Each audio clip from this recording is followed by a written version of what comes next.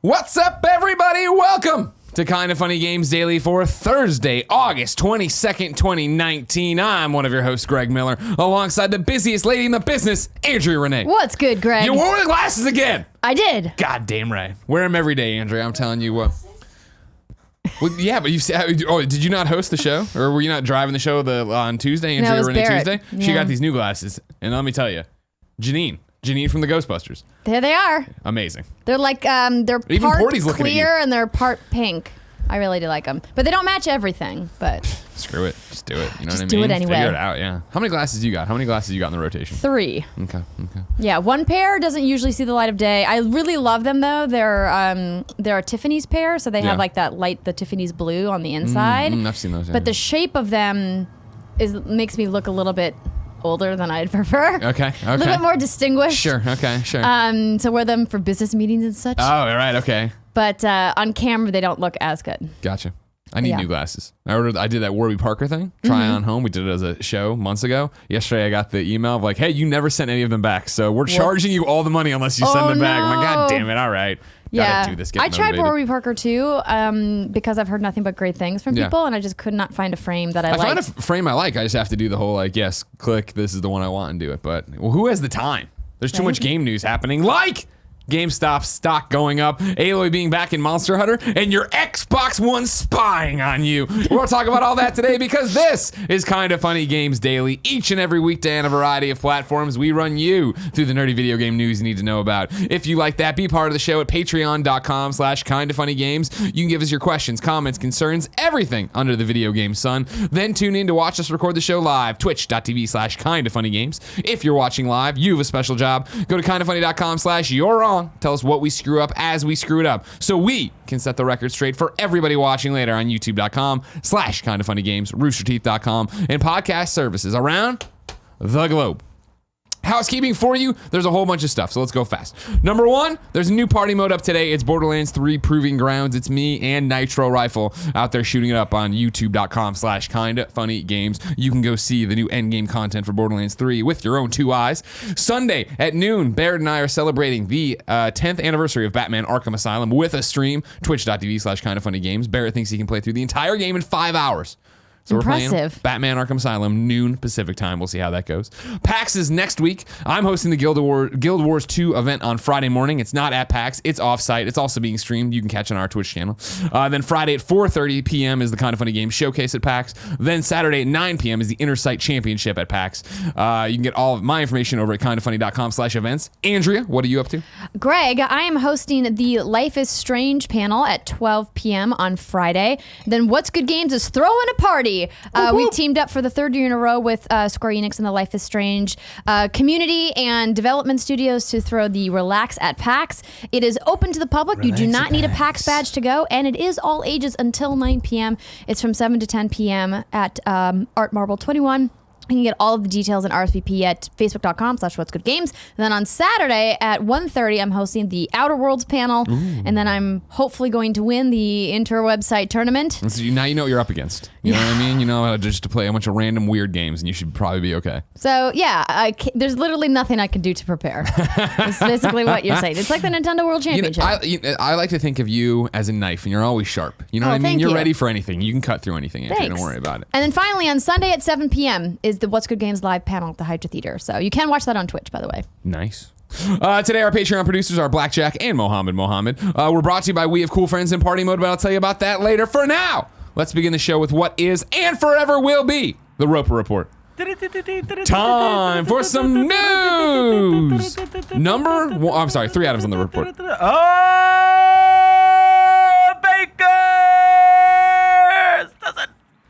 Good. That was good. I liked it. Number 1, your Xbox One was spying on you all along. Bum, bum, bum. This is Joseph Cox over at Motherboard Advice. Contractors working on Microsoft has listened to audio of Xbox users speaking in their homes in order to improve the console's voice command features. Motherboard has learned. The audio was supposed to be captured following a voice command like Xbox or Hey Cortana, but contractors said that recordings were sometimes triggered and recorded by mistake. The news is the latest in a string of revelations cams that show contractors working on behalf of Microsoft to listen to audio captured by several of its products. Motherboard previously reported that human contractors were listening to some Skype calls as well as audio recorded by Cortana, Microsoft's Siri-like virtual assistant. The former contractor said they worked on Xbox audio data from 2014 to 2015 before Cortana was implemented into the console in 2016. When it launched in November 2013, the Xbox One had the capability to be controlled via voice commands with the Kinect system. Straight away, some users and commenters were concerned with the idea of Kinect listening to Xbox users, waiting for commands such as Xbox On. Microsoft said in a statement at the time, quote, Kinect for Xbox 360 was designed and built with strong privacy protections in place, and the new Kinect will continue this commitment, end quote. The former contractor said most of the voices they heard were children. Quote, the Xbox stuff was actually a welcome respite, honestly. It was frequently the same games, same DLCs, same types of commands, they added. Xbox, give me all the games for free. Xbox, download the newest Minecraft skin packs or whatever, they added. The former contractor was paid $10 an hour for their work, according to an employment document shared with Motherboard. Occasionally, I heard Xbox, tell Solus to heal, or something similar, which would be a command for Dragon Age Inquisition, the former contractor said, referring to hearing audio of in-game commands. And that listening continued as the Xbox moved from using Kinect for voice commands over to Cortana. A current contractor provided a document that describes how workers should work with the different types of Cortana audio, including commands given to control an Xbox. In July, Microsoft removed Cortana from the Xbox, but the digital assistants can still control an Xbox console via the Cortana Android and iOS apps. The purpose of contractors listening in and working with audio snippets was, as with other Microsoft services, to improve products themselves. Quote, as time went on, we got less apparently accidental stuff as the feature improved, the former contractor said. But it still had issues, with contractors hearing audio of Xbox users who had mistakenly triggered the device. Quote, most of the Xbox-related stuff I can recall doing was obviously unintentional activations, with people telling Cortana no, as they were obviously in the middle of a game and doing normal game chat, the current contractor said. Apple, Google, and Facebook suspended their use of contractors after swelling media coverage around the widespread practice. Amazon said it will let users opt out. In response to Motherboard's reporting, Microsoft updated its privacy documents to more explicitly say that humans may listen to obtained recordings, but continues to have humans review captured audio. The company privacy policy now reads, quote, our processing of personal data for these purposes includes both automated and manual, parentheses, human methods of processing, end quote. Microsoft offers users a dedicated page where they can delete audio captured by their products. A Microsoft spokesperson told Motherboard in an email that the company recently stopped listening to Xbox audio to improve Microsoft products. Quote, we stopped reviewing any voice content taken through Xbox for product improvement purposes a number of months ago, as we no longer felt it necessary, and we have no plans to restart those reviews. We occasionally review a low volume of voice recordings sent from one Xbox user to another when there are reports that a recording violated our terms of service and we need to investigate. This is done to keep the Xbox community safe and is clearly stated in our Xbox terms of service.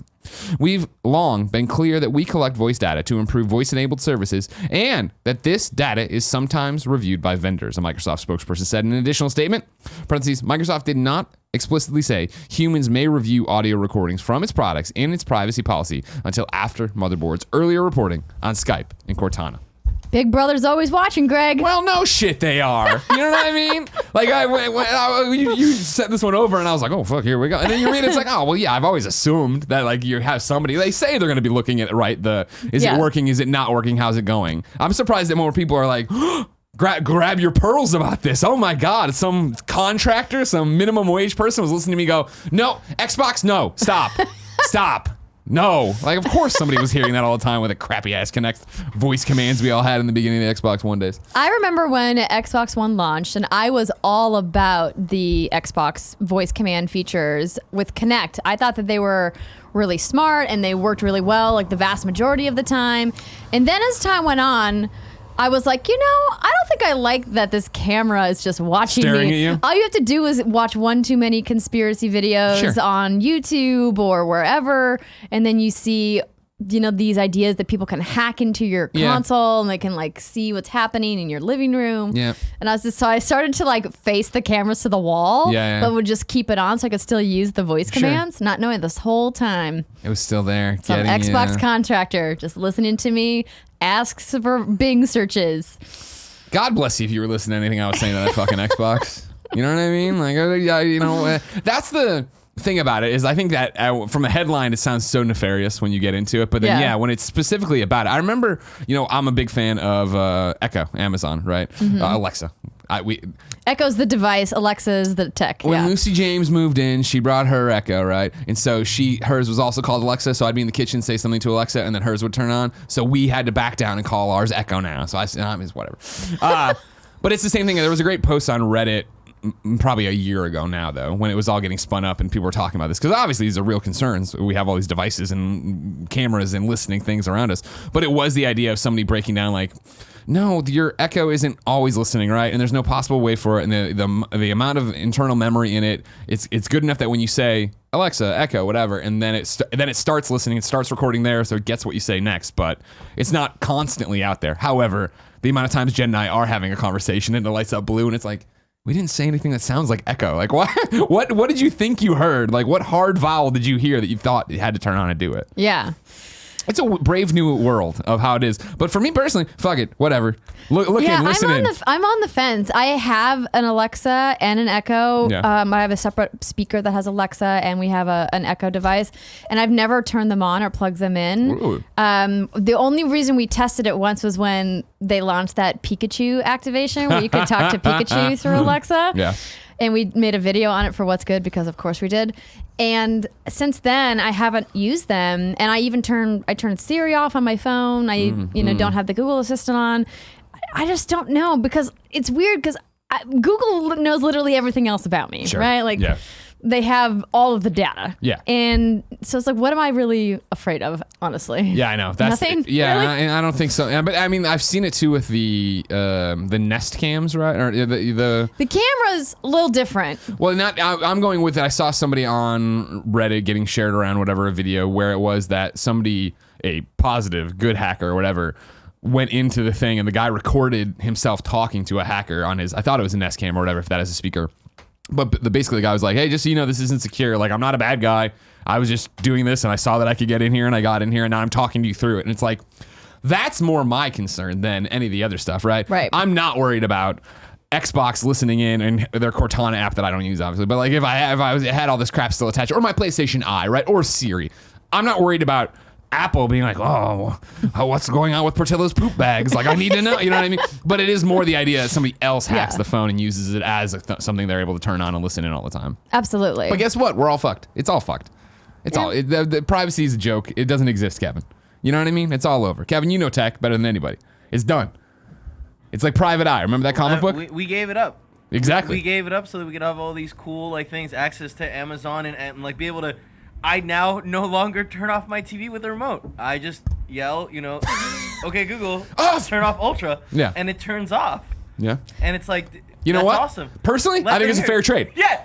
I mean, this is the argument I had with Finnegan last time we hung out, where it was like, all these things are like listening and tracking all information, but they're also one of the reasons why we have Kind of Funny, like social media and all that. Sure. It all builds into itself, and it's like, is that a fair trade? I mean, we all signed the waiver. I mean, we technically did. I agree with Kevin. Put a chip in me. We probably didn't read the waiver, but we signed it. That's our fault. That's the thing. That's our fault. We said we read the waiver. We lied to them. We're sure the ones did, that are Kevin. fucking it up. And is it like, does it suck that it's like legalese and giant and huge? Yeah, but like. You knew what you're doing. Yeah, exactly. We all knew what we were doing. Yeah, whatever. Does some company own my soul? It's very possible. Of course. What is going on with these Instagram things yesterday or 2 days ago where people were putting up the paragraph of text of like, you didn't see this? No. Everybody putting up this giant paragraph that was really ugly, like really bad, with like, Instagram's terms of service change tomorrow, and this is me saying that they can't use my likeness and yada yada. I'm like, just fucking do whatever you want, Instagram. Use all my fucking likenesses. I don't care. You want to go through my DMs, see me talk about video games, have at it. Whatever. I gave up, though. That's the thing. I understand being upset. I do get in this very specific instance that their policy did not say a human was listening to it, but like I also didn't think the computer's checking the computer to make sure everything's cool over it. I just think that it's silly, and like when this tech first started, when we got that first generation of verbal commands to like Alexa or what was it, the Xbox and the PlayStation, they weren't great. And no, they weren't. They needed to be optimized for sure. They needed to be optimized, and like the only way to do it, like until computing gets to the point where it can register and figure out the differences. Let's hope that never comes. Don't take the humans out of the equation. Dude, then we're in Skynet. It's coming, and I, for one, salute our. You welcome the new robot overlords. I was actually better. No, I'm with you, Kevin. Better. I was thinking about this. I was driving back from the show earlier this week, and I don't know what we were talking about or something before I left. It's like, I think there's a world in which I see everything custom tailored to what you want. Imagine going into a restaurant to order dinner, and instead of having to explain to the waiter exactly what you want, all of your data has been aggregated about you, and they just tell the waiter, these are the 3 things that Greg would like to order tonight. Ask him which one he would prefer. Interesting. And then he's like, which of your 3 favorite things, sir, would you like tonight? And you'd be like, dang, how did you know what my favorite things are? Dude, that shit's already happening though, because it'll be, as you know, and this, I like how this is just us being like, take all our fucking data, we don't care. For me personally, it happens all the time with Uber, right? Where I don't have a car, and so when Jen and I'll go out to eat or go anywhere, right? Based on the time of day and what I've used Uber for before, usually when I open Uber, the top result is, or one of the top 3 at night for dinner is where I want to be. Yeah. Where I'm like, oh man, I haven't gone. There it is, Fiorella. Oh yeah, Square Pie Guys. It knows where I'm gonna go based on how long I have been since I've been there. Yeah. The fact that we're trying to leave at the same time we left before, or whatever's happening on it. Yep. That's great. Oh, good. Il Grill Chill says the Instagram terms of service thing that Greg mentioned was a giant hoax. Instagram flatly denied the hoax, which has been circulated in similar forms on Facebook for the past several years. I assumed it was fake because it was so poorly done, and that's why I didn't do it. My favorite was Tom Holland doing it and going, I don't know what this is, but this guy told me to do it, and then that guy responded, haha, this is fake. What do you got, Kev? You were raising your hand to talk? Oh, no, my finger was hurting. No, don't pick at it. I can't help it. I know, but I worry about you when you pick at it. Me too. Obviously, of course, yes. Privacy. It's a big thing. I'm not worried about Cortana personally. I'm not worried about this. But it does get to be that slippery slope we've talked about before, where I'm glad people are holding them to it, actually calling them out on it, wait, humans are doing this, but you didn't say humans are doing this. That is important. We're being very flippant about all of this. And when it inevitably goes bad one day and we're going to be like, oh man, we should have done it. I understand that what's happening here. It's interesting too. I didn't realize that, as pointed out here by Motherboard, Apple, Google, and Facebook suspended their own use of contractors after swelling media coverage around the widespread practice. Good. Amazon says users can opt out, all that other stuff. I'm not opting out. Again, you want to hear me go, Amazon, reorder body wash, and then I go, it's not there, I'm sending it, and you hear me go, fuck you. That's usually how it goes when it doesn't work. You piece of shit. I digress. Number 2, GameStop has seen a stock bump. This is Fred Imbert over at CNBC. GameStop shares jumped after Barron's reported that investor Michael Burry, one of the main money managers depicted in Michael Lewis's book, The Big Short, is long on the stock. GameStop has been decimated this year, losing about 70% of its value and wiping out around $9 million from the company's market cap. The stock jumped more than 18% on the report.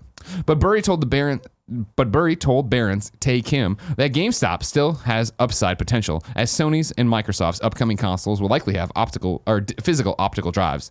This will, quote, extend GameStop's life significantly, he said, adding that the rise of game streaming competitors is creating a perfect storm where things look terrible. However, it looks worse than it really is. Worth pointing out, as CNBC did, the letter also said that Burry's firm, Scion Asset Management, has a 3% stake in GameStop. So you can take it with a grain of salt of what's going on there. But as Greg Miller told you, stock master Greg Miller told you many a month ago, when we talked about stock was plummeting, nobody was buying them, I said, of course, I want to do it because I don't want to buy stock in things we cover.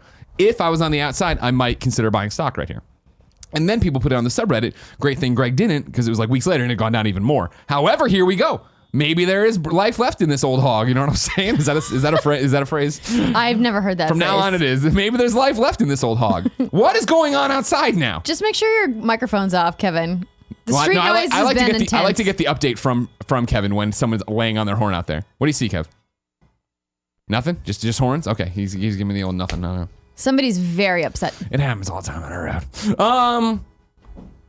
Aggressive. Kevin's getting out to actually check now. Go out on the roof and look around. Because it's still going on right now. Because it's not consistent enough to be an alarm. Yeah, it's not it's not an accident. They get an accident. Somebody's intentionally being a jerk on their horn. Yeah. Just calling out, rubbing somebody's nose and that they were bad out there. You know what I mean? Yeah. Jerks. Andrea. Yes, Greg. Do you buy it? Do you think GameStop's back on the mend? Do you think PlayStation 5 is going to save it? It's hard to say. I heard you and Gary's conversation yesterday, talking about, some additional information after, the news broke during the show on Tuesday. And I think that they can bounce back if they just really optimize and overhaul their business. And as you and Gary mentioned, that unfortunately means more cuts. Yeah. More cuts are going to have to happen in order for this company to stay alive. They just can't sustain this immense network of brick and mortar stores that they previously had.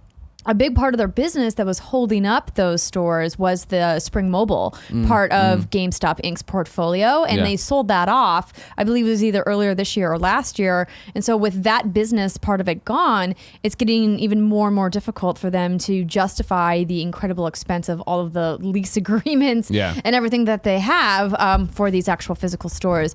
I would like to see them, pare down some of the stores that are in major metropolitan areas that have access to other forms of purchase points for people. Like here in the Bay Area, we have lots of choice for buying that type of product. But in my hometown in Fargo, North Dakota, there isn't really a lot of choice. And so people rely on a GameStop to be able to go there and buy physical copies of things, particularly in an era where big box retailers like Best Buy are whittling down their media section more and more in favor of consumer appliances and electronics, which is the bulk of Best Buy's business now, right? Like they are the people you go to buy a washing machine or a smart fridge. Yeah. You don't necessarily go there to buy a DVD, right? Sure.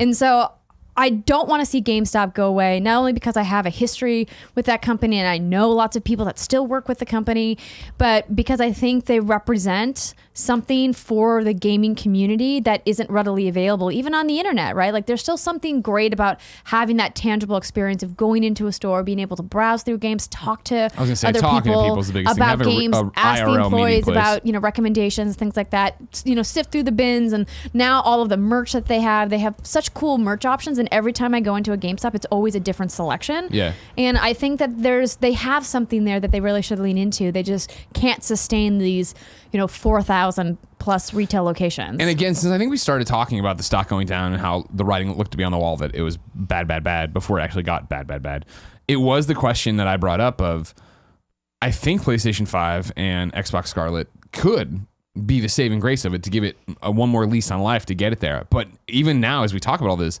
it is that race of will they get there in time? That's the big concern I have, right? Of like with GameSpot or stop talking about, with the layoffs, it is the restructuring. We're going this way. They've talked about trying to get leaner. Are they going to be able to make those cuts to keep the business rolling, to keep it to where it needs to be that you can actually make it to the PlayStation 5's launch? That's the big question, because I think it's tight. I think it's going to be really, really tight. And I think there's a lot more trouble coming and more layoffs coming as they try to get to that point. But even then, is it bankruptcy filing protection, which is what we saw with Toys R Us, and then Toys R Us fall away and all this different, but now it's coming back. What if Toys R Us and GameStop join forces? And just we're all under one umbrella. You can get your toys and your games. When two sinking companies come together. Kevin's got something to say. Toys R Us already had a gaming section that was like a little GameSpot. Right, but what if they didn't have to compete against each other, and instead, how you go into a Target and CVS is CVS inside Target? Because Target was like, it doesn't really make sense for us to have our own pharmacy brand when there's this giant brand that we could just join forces with and have them be CVS inside Target. What if it was like GameStop inside Toys R Us? You're making a lot of sense. Right? Mm-hmm. So here's the prediction I want from you. And actually, not even me. The virtual boy wrote in to patreon.com/kindoffunnygames, like so many of you can and do. He talked a lot about this article. He talked about going on here and blah, blah, all the stuff. But here's what I want to give to you. Gary just yesterday was adamant that GameStop would go under within 5 years. And I think many of us in the industry are inclined to agree. Andrea, Renee, do you agree? I'm asking you to make your bet right now. No Olive Garden on the line. Don't worry. No. Just a friendly thing. But do you think by the time we get to 2024, August 22nd, will GameStop still be around? Yes. Okay. In some way, shape, or form? Yes. Yeah.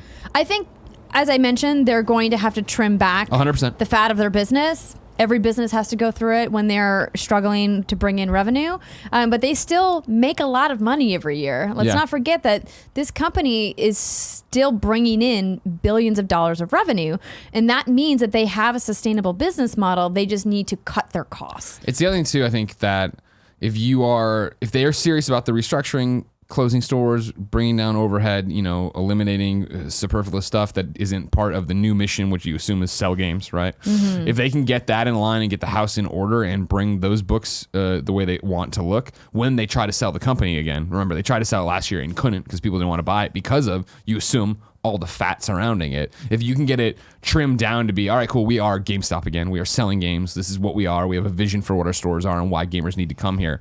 And they see any kind of positive influence on there. Then suddenly you do have a product or a company you could sell again to a bigger company, whether it's a Toys R Us or whether it's just some bunch of investors. And that's a different lease on life. Yeah. It's very, very interesting. I can see it going either way. Just to be different, I'll say no, since then we're on the same page for this bet that doesn't involve Olive Garden in 2024. Will Olive Garden be here in 2024? Nobody knows. Of course they will. They've been around since I've been alive, Greg. All that needs to happen, somebody goes in there, orders spaghetti, one of the noodles a worm. That's it. Now you're closed for good. That's definitely happened at an Olive Garden at some point, for sure. Definitely. Like, I definitely know that's something that's happened for sure. Number 3. Aloy is coming back to Monster Hunter, this time in Iceborne. This is Steve Watts at GameSpot. One of the first crossover events for Monster Hunter World was with the PlayStation 4 exclusive Horizon Zero Dawn. Now, with Monster Hunter World's Iceborne coming soon, Capcom is crossing over with Horizon again with PS4 exclusive content modeled after the Horizon DLC, The Frozen Wilds. A brief trailer shows off the crossover. It transitions from Aloy sulking in a snowy forest, which could be at home at either game, or to close-up shots of her armor and projectile weapon. The teaser didn't suggest exactly how you'll get your hands on the armor set, but if it's anything like last year's Horizon set, you'll just need to complete a limited time quest. It's notable that unlike many of the game's traditional armor sets, the first Aloy armor could only be worn as a full set that changed your appearance entirely. The same is likely the case here. That's cool. I remember getting that originally. I never ever wore it because my armor was so cool in Monster Hunter World, but I remember enjoying going after it. That was the heat of the moment when Austin Creed was playing with us. Kevin was playing, Jen was playing. We were having sleepovers, running around, having a good time playing it. Those were the days. I wore the Aloy outfit quite a bit in Monster Hunter. And that's easy because then you're just role playing the yourself. Palico outfit was really cute too. Yeah, that was true. I remember that one being really good. GameJumperX writes into patreon.com/kindoffunnygames and says, Aloy from Horizon Zero Dawn is coming to Monster Hunter World Iceborne. Does this make you excited to play the DLC? What is your dream crossover character? Are you coming back for Iceborne? Absolutely. Ooh. Yeah, I've played it a couple times now and definitely excited.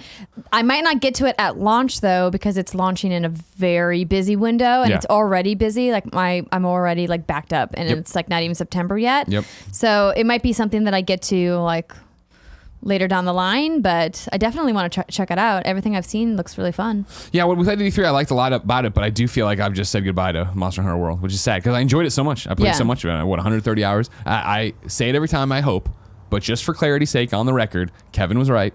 It was that time where when we put down Monster Hunter World, I was like, we'll get back to it. And Kevin was like, it's a great game. We loved it. We've had a great time. We're never getting back to it. I was like, you're crazy, Kevin. And he was right. He knew.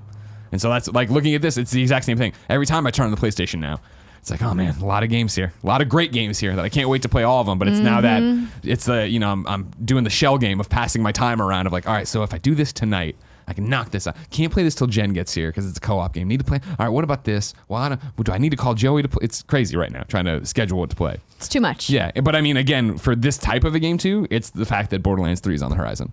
For me, when that gets here, like that's going to be the fall RPG, games as a service, whatever you want to call it, but where I'm playing and leveling and doing stuff, and like I want to be committed to that. Yeah, and then Gears is out right when Borderlands comes out too, and all the stuff coming out of Gamescom for Gears 5 has me super excited about Gears. I didn't realize you're a big Gears fan. Oh yeah, I love Gears. Spent many nights doing lots of horde mode. And I love that the campaigns are co-op, and I love the story and this cast of characters, and it's always been a franchise I've really enjoyed.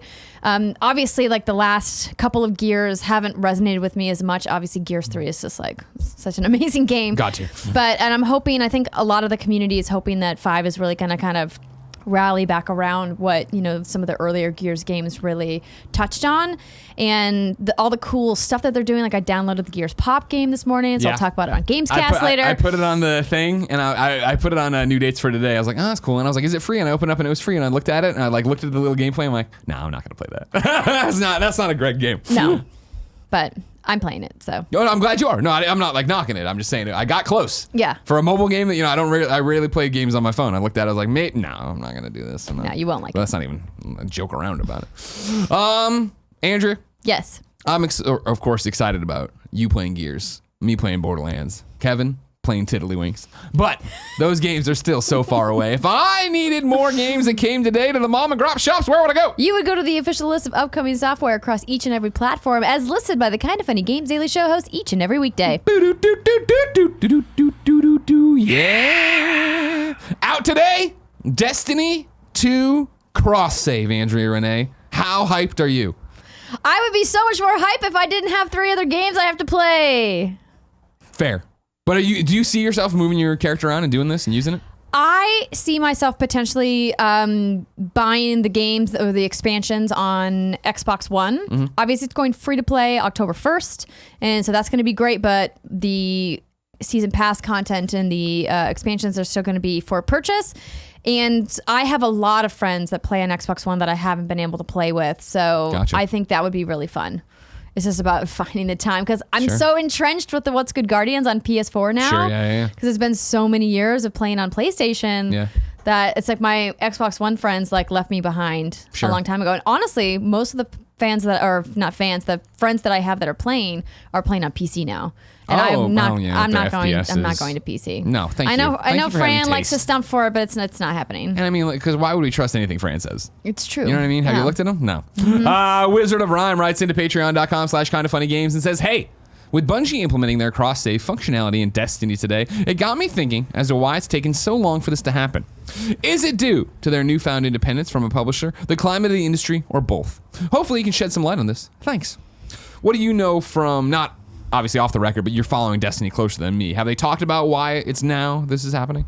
I haven't seen any specific answers. I'm sure somebody at Gamescom asked this exact question and we just haven't seen the pull quote from it. And kindoffunny.com/wrong if you've seen Luke talk about it. It absolutely has to do with the fact that they're self-publishing now. They also had marketing agreements in place with PlayStation, which are clearly not in place anymore, hypothetically, because of the announcement they did with Xbox this week. So I have to imagine whatever deal they did with PlayStation for Destiny is now over. Lapsed, the and they can they're a free agent and they can do what they want. So I'm sure that has something to do with it as well.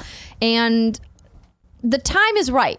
You know, I think a lot of people want to see cross-play happen with Destiny as well as cross-save, but they're like, for now, we can do cross-save because they already have this fantastic cloud save system with Bungie.net. Yeah. And so I think it's them just pulling a couple levers behind the scene for you to bring your save to another platform. But the next step would be to implement cross-play. I think it's both. I mean, to the question, right? Is it the freedom or is it the climate of the industry or both? I think it's both. I think that for the longest time, people have wanted this and stumped for it, but I do think there was a, well, we're not there, like, right? Xbox and Sony, they're head-to-head, they're brawling in the streets. And I feel as this generation's changed and we've seen Xbox become way more open to collaboration and that actually be a strength of theirs, saying, well, it's Sony that's holding it back. I think once you got one of them on board, it was only a matter of time before you could tip the domino and get the other on board. That gets it moving to a point where, okay, this is possible. Then on the flip side of it, I think it is a deal with, well, I understand that Bungie.net's always been a part of it, right? Bungie.net's always been a conversation, a thing on Destiny. I obviously used it when I was redeeming stuff, but I still can't imagine that Activision's thrilled with Bungie promoting that all the time because it is their name and not the Activision name, and we want you to think of it as Destiny more than we think of it as. But I feel like there's some ego brand confusion that would have been involved somewhere in there where they're like, all right, yeah, well, number one, we don't necessarily want that. We have all these exclusives. It doesn't matter. I think, getting your freedom, getting your independence and being like, all right, what is the course we want to chart for ourselves? I think that goes to a long way to it, let alone where we're at in the industry. Continuing list about things that are out now. Black Desert, PS4. Oninaki on PS4, Switch, PC. Life is Strange 2, Episode 4, PlayStation 4, Xbox One, PC. Doling's Invasion, PS4. Gears Pop on iOS, Android, and Windows 10. Persephone, Queen of the Underworld, claims her throne in the exciting new Smite update available on Xbox One. Then these are all Nintendo Switch games, everybody strap in. Arcade Archives vs. Gradius, Duck Life Battle, Everdark Tower, Grandia HD Collection, Instant Sports, Invisigun Reloaded, Lines Infinite, Milkmaid of the Milky Way, Mr. Blaster, Path of Sin Greed, Please Teach Me Wandari Shogi, Sega Ages, Puyo. I can never say that. Sega Ages, Space Harrier, and The Vanishing of Ethan Carter. New dates for you. I'm going to read this in full. Indie publisher Daguerreoty is pleased to announce it's bringing virtual reality experience Blindfold to PlayStation VR. Blindfold will be available to download from the PlayStation Store on the 3rd and 4th of September, North America and EU respectively, either as a standalone title or as a bundle with 1979 Revolution Black Friday. This game is a tie-in to that. I thought that was interesting. The Ninja Saviors is coming out in Europe on August 30th, North America October 15th, and Nintendo Switch, and those are both on Nintendo Switch and PlayStation 4. And then Miss Tover comes to PlayStation 4 on October 10th. Andrea, it's time to check in with the readers. But first, let me tell you about our sponsors. And you're wrong, the Diz says, as a 10-year veteran of Olive Garden, I can attest the worms often come in the salad, not the pasta. Ugh, gross. Yeah, and nanobiologist gets me right here. Celeste and Inside are free August 29th on the Epic Game Store. Forgot about that. Nice. Let's jump in, do some stuff. Where do I want to go? Let's go with Ignacio Rojas to start. Oh, that guy. What's good, Greg and Andrea? Gamescom has officially begun, and after Monday's announcements, I think we can expect a lot of game demos to be played this week, as is the case with most gaming events. Unfortunately, because of where I live, I often cannot try games before they are released unless a demo is released digitally. What are your opinions on game demos being exclusive to trade shows and conventions? Why is this so common? Do you think this is necessary, or could games be benefited by wider releases of their demos? Do you see this changing in the future? Anyways, as always, keep up the awesome work. And Andrea, I wish you the best in this new chapter of your career. You're not only the busiest lady in the business, but you're also the best lady in the business. You will be deeply missed. Parentheses, God, it still hurts crying emoji. He speaks for all of us. That's the nicest thing Ignacio Rojas has ever said to me. Beneath his angry shell is a very nice young man. Andrea, where are we at with game demos? Why? Remember back in the day, 360, everything had a demo, right? You jumped down there, you could play any game you wanted, it was fantastic. It really depends on the developer and the publisher. We still see game demos. Sure, but where's the Final Fantasy demo, huh? Yeah, I can go to these trade shows and play Final Fantasy VII Remake. I can't get it on my PlayStation 4 at home. The problem with demos that far in advance, because that game's not coming for several more months, right? Is that if something changes with the game, then this angry internet mob attacks the devs on Twitter or in the forums and is like, I played the demo and this thing was in the demo and now I have the game and it's different. Rah! Sure. That's my true. interpretation of what happens when you release a demo too early. Sure. I think it's interesting in this thing. I saw GameSpot run a story today, and I'm not knocking GameSpot, obviously, but there was a story out of Gamescom where Casey Lynch, obviously former, friend and a former IGNer, is editorial at Crystal Dynamics, right? And so he was giving an interview and talking about how, the headline was how the Avengers game is going to change from here on out, right? And it was more like it's going to be polished. The quote was it's going to be polished and worked on and stuff. And it was because there's been so much hullabaloo about that screenshot from E3 where the Avengers were there, and I was like, oh my god, they look terrible or whatever, just don't look that great. And it's just how is this a news story that the game's going to be polished? It's what you're saying. You get the reason Ignacio. All the demos you're seeing or hearing people play about or play at PAX or play in Gamescom right now, the reason those aren't all available is for a Gamescom demo, right? And granted, it's open to the public. Usually for the press, it's going to be a more discerning eye. It's going to be more, okay, we understand that this game's rough around the edges and there's a chance. You can see what they're going for. Will it get fixed? Won't? Who knows? When you're talking about a PAX and you have fans going to play the thing, they wait 2 hours in line because they are so excited for that game. When they get in there, there's the excitement of getting to see the demo. So I think they're already, first off, they're usually more of an educated consumer in terms of okay, we understand this will change. Right. But number two, they're more like to come out and evangelize what they saw and talk about their experiences and their excitement and what it was like, which goes a long way to building the mythos, but not putting it out there so that it can be put on blast. Right. Because if I go and if I was to go see a DC Universe Online demo, right, for whatever, the brand new content they were going to do for Kingdom Come or something, if I was to come out and tell you all about it, I'd be super stoked because I love DC Universe Online. I know what that game is. I'm the target market. However, you just put that online, so many people are like, oh my God, the combat sucks. This sucks. This, like, it's what you're saying of there'd be so many looky-loos that aren't invested in the world, aren't invested in the thing, aren't giving it a shot based on how it is an MMO, all these different pieces. Right, exactly. And balancing is a big part of the final hurdle when a game is getting ready to go into certification. You talk about in-game economies or even some combat balancing, things like that. Those are a lot of those final tweaks that if they do like an alpha or a private test server or something and they get some feedback, they'll want to go in and fix that. And so if you put a demo out wide and people think that it's representative of the final game, but then they go in and change some balancing. We saw this not that long ago with Wolfenstein Youngblood, right? That game released with some microtransactions that weren't optimized or balanced the way that Bethesda and Machine Games wanted them. So they pulled them down and said, hey, this was actually not supposed to be in the original, in the launch build, because we decided after seeing it that we didn't like the way that they felt. And so we took them out. But people got very upset that those were in the game for even a couple of days before Bethesda was like, this was an accident, like these weren't intended to be this way, right? And so that's what happens when you release something before it's actually ready, or even if you release something accidentally. In that case specifically,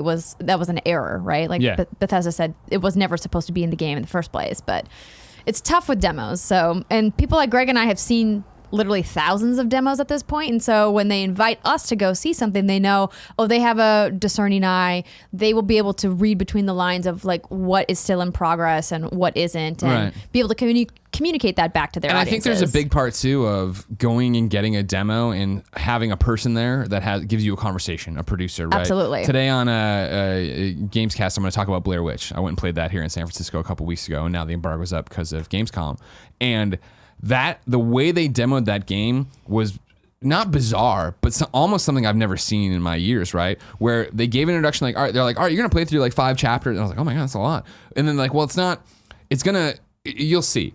And there was that thing where we jumped in and it was like, oh, okay, I played the opening and then there was like a black and then I came out and I was like into 45 seconds of combat. Then it was a black and I was like, oh, you're giving me like, there's no vertical slice of this game because it's a weird horror game, right? So there's a million different parts. You're giving me the sampling platter of me jumping in and jumping from piece to piece. And again, I'm not at all trying to say gamers are dumb, but for sure, if somebody put that out, somebody would do a Let's Play of it. If they just put that out blank on the internet, right? Somebody would do a Let's Play of it and be like, what the fuck? This game's got no story. Why is this, blah, blah? And it's like, I see what you're doing, and you explained it to me, and afterwards we had a conversation about how you did it and why you did it that way. And it's like, I get that. That's lost when it's just thrown up on the PlayStation Store. And Correct. You grab the demo and go through and run through it. And so I think you can do more damage for your game than it can do positivity. Absolutely. Yeah. That's why, Ignacio, you should just keep listening to us. Whatever we say is the word, you believe it. Right, Kev? Thank you. Thumbs up, he says. Parker Petrov writes in to patreon.com/kindoffunnygames and says, hello, Greg and Andrea. Are we seeing the beginning of the content wars in the video game industry? Microsoft has been acquiring studios. Epic has been acquiring developers. We saw Sony get into the acquisition game with Insomniac. PlayStation has provided this generation that... Oh, okay. PlayStation has proven this generation that content is king, and we have more platforms now than ever before with Google and Epic entering the game. Only so many companies make AAA, AA games. Where do you see the industry going? Are we seeing the start of a massive land grab, so to speak, where Sony, Microsoft, Epic, Google, etc. will look to scoop up more and more companies to lock content down on their platforms? Thanks sincerely, Parker. I mean, the short answer is yes. These begun the content wars have. Yeah, the content wars have been going forever. For a while. They just feel a little bit more pronounced right now because we're at the end of a generation going into a new generation, and there are just more video game developers now than at any point previously, and that's a good thing. It means there are more types of games, more voices in the game making community. I do love to see when devs get financial backing so that they have the stability to focus on the art and focus on the creation part of the game making business and not have to worry. You know, you were talking with Gary yesterday about your conversation with Nathan at the panel that you did up at in Canada. And I think that's so important to remember. And we talk about it a lot on this show, and you know, I get dinged for being pro business, but I'm like, no, you have to remember these are people that are trying to make something to bring to you, and like that requires funds, just like Kind of Funny Games Daily doesn't just happen. It doesn't just magically arrive on the internet or on your podcast Cool Greg app. does a lot of work to get it on the internet. You know, like it costs a lot of money. And so like part of running content creation, whether it be video games or digital media, is that you have to look at the business side of the business. And so if you can get somebody like Sony coming into an independent developer who's been super scrappy like Insomniac and who's done very well for themselves, probably like the poster child for how to run an independent games company. They are so successful that when you list the best indies, you would never think to list Insomniac, right? Exactly. Yeah. But now with the comfort of being under the Worldwide Studios umbrella with Sony Interactive, they can maybe take a step back from always hustling for the next business deal and say, let's focus on making the best games we've ever made. Exactly. And that is exciting. Yeah, 100%. And that's why, I mean, exclusives are a good thing. I know they can be an annoying thing. Breaking that I missed here, Charles J says, Supergiant just announced that their latest title, Hades, will come to Steam Early Access December 10th. It's been on Early Access on the Epic Store since it was announced. Huge Supergiant fan, Greg Miller. Actually installed Hades on this crappy computer and ran it on the Epic Game Store, and it didn't run well, and I had to do all these different things, and you know how I feel about PC gaming. That's a game I can't wait to play one day on my PlayStation 4, on my Xbox, my Switch, any of my preferred gaming devices, right? But the fact that currently it's a PC exclusive is like, it's a bummer, but it's also like, I get it. You're not You're not going to go yell at somebody on the internet about I'll it. yell at Greg Kasavin for different reasons. Don't worry about that. But like that's the exclusive stuff's been happening forever, and it is this. It's more interesting, I guess, for Parker's question of like it being an IP grab right now, right? Or this exclusivity thing, where I think it seems every week, if not every day, there is a new thing, a new game that's only coming to the Epic Game Store, right? Because Epic's being so aggressive on this and trying to make sure it happens. That is interesting. That is different. I think, you know, Spider-Man was at the time a really awesome move from PlayStation we didn't see coming, of partnering up with Insomniac for an exclusive for Spider-Man. There's a bunch of stuff happening, but it doesn't strike me as this like new trend. It's definitely just the evolution of exclusives that we've seen for so long. Mm-hmm. And so, yeah, it's been happening, I think, a long time, and I think it's going to continue to happen. And I think, yeah, with Stadia and Epic and all these new players getting involved in the field, you're going to see more of it. But again, it comes down to, what does that really mean, and how does all that net out, and how does Stadia and xCloud and all that, what is that going to do? Because again, like for me personally, as somebody who just shit on PC gaming again, right? But again, just saying it's not my preference, and I know PC's great, and have a great time, everybody. I'm not trying to be a character. Google Stadia is exciting to me, right? Of some of those games that I'm sure are PC only are going to be on the Google Stadia thing in some way that I can play. In a way, it'll give me the high-powered PC that I could run Hades at max settings and not be my my Surface here that can't handle it the way it should be. Right. But I digress. We'll see, everybody. Andrea? Yes, Greg. It's time to squad up. Okay. This is where one of you writes in to patreon.com/kindoffunnygames. Give me your name, username, platform of choice, and why you need help in a video game. I read it here. The best friends come and find you, and everybody plays games together. Today, Corey from Tech Geek Gamers needs help on the PlayStation 4. His PSN name is clean_mod. Hello, Greg and Andrea. Andrea, all the best in LA. Love you lots. Keep killing it. I am ridiculously close to my 2019 title in Destiny 2. What is that? It's the triumphs. What is that? So there's a bunch of, essentially, for lack of a better word, there's like a bunch of little achievements that you can like get in-game inside stuff? the I gotcha. game. Okay. Yeah. I'm ridiculously close to my 2019 title in Destiny 2, but I need to do all 3 of the raids to get it. I am looking for a lovely Sherpa group to let me jump into their backpack and carry me to some sweet, sweet purple text under my name. I can follow instructions and am normally not a deterrent to the fire team. But my poor clan just can't get a group together to get them done. So, if we could grind those out in a night or two, I'm sure Zur would shower you with 1,000 strange coins for the trouble. I play most evenings, starting around 9 p.m. Pacific, except Mondays, when we stream/film our very tiny YouTube show, House Rules, where we play board games for your fun and amusement. Twitch.tv/TechGeekGamers or YouTube.com/TechGeekGamers. Parentheses, never skip an opportunity to tell the world. I appreciate it, Corey. Good job. Please help a lonely Destiny 2 Canadian boy get a limited time title that ultimately means nothing, but would mean the world to me. Love you all. If you want to help Corey get these raids in Destiny 2, hit him up on PlayStation 4, clean_mod. Time to find out what we got wrong. Of course, you watching live on twitch.tv/kindoffunnygames. Go to kindoffunny.com/you're wrong and tell us what we screw up as we screw it up, so we can set the record straight. This is terrifying. The Arago says, the hacking conspiracy thing is real, which is scary, which we knew that part. But then he goes, hackers can hack pacemakers? already, and anything with a camera, which is why people cover theirs with tape. You can hack a pacemaker, Kevin? Are pacemakers Wi-Fi now? What's going on with it? You can hack almost anything. Wasn't that a big problem with Dick Cheney? Were they really worried about that? I don't know. I think I remember Dick Cheney shot a guy in the face. Yeah, shotgun. Remember that was a big deal. That was that was like a crazy story that happened Remember with when the it wasn't presidency. a big deal though? That wasn't a big deal. It was a big deal. It was big enough that his friend got shot. It was a story. His friend went on live TV and apologized to him. I remember. And it was like, oh, that's weird. Yeah. This makes it very weird. Yeah. What up, Barrett? Also, remember in Arkham Origins when you finally get down to capture Black Mask, and before you fight the Viper Poison Lady, you hack his pacemaker. Right, we didn't do that. Yeah. Damn.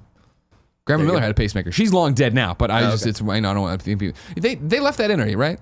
What do they do with that? Kevin, they take the organs out of people when they bury them? What about the pacemaker? Can I hack my grandma's pacemaker through the ground? Can I go back? Does she got Wi-Fi? I don't think the batteries are working anymore. Well, I mean, I don't know. The nanobiologist says GameStop's Q1 revenue is the lowest since 2009. Cool. Well, yeah, but I mean, again, I think that's why you buy low, you sell high, Kevin. I don't need to tell you how to play the game. You play the ponies all the time. Okay, Majora.